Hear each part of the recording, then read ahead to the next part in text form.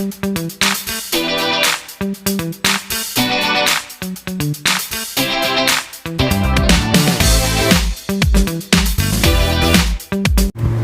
guys, so dumating na from Lazada ang in-order kong USB port para sa ating Innova 2017E.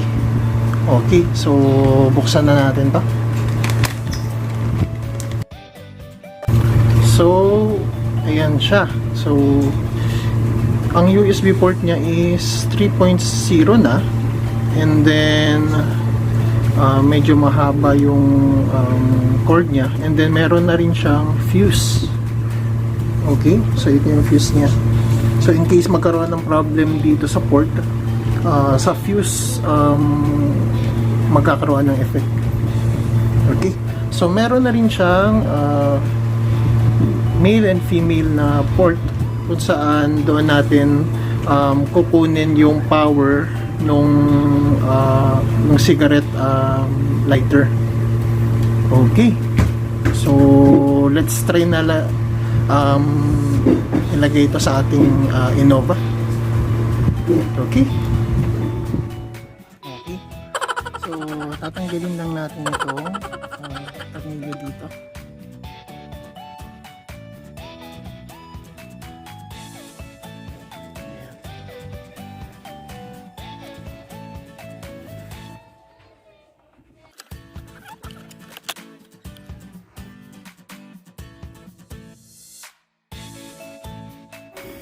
Ayan siya.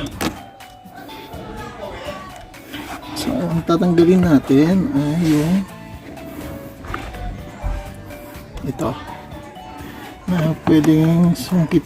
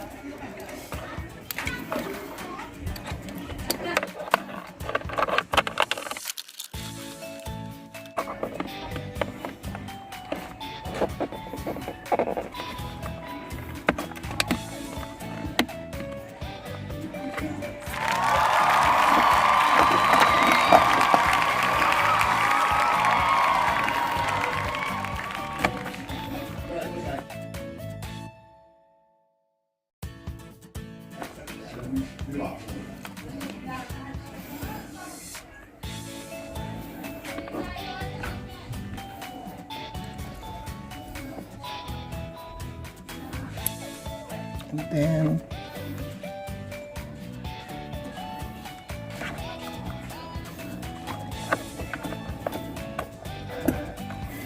okay,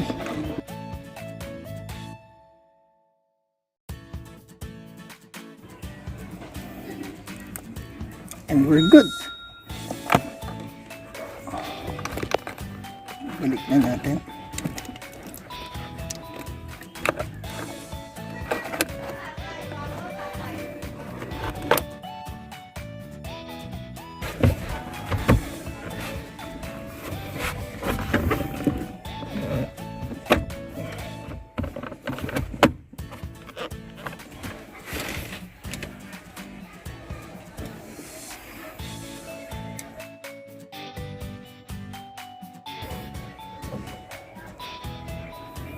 And yan, na-install na ang USB port dito. Okay, now let's check kung iilaw siya.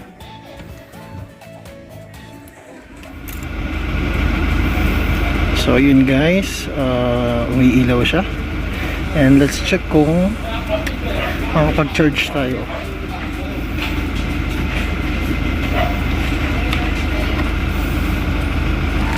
Ayun.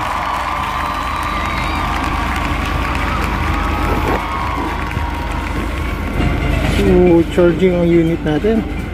effective ang nilagay nating USB port. So diskartehan ko na lang kung paano siya malalagyan ng cover. Okay.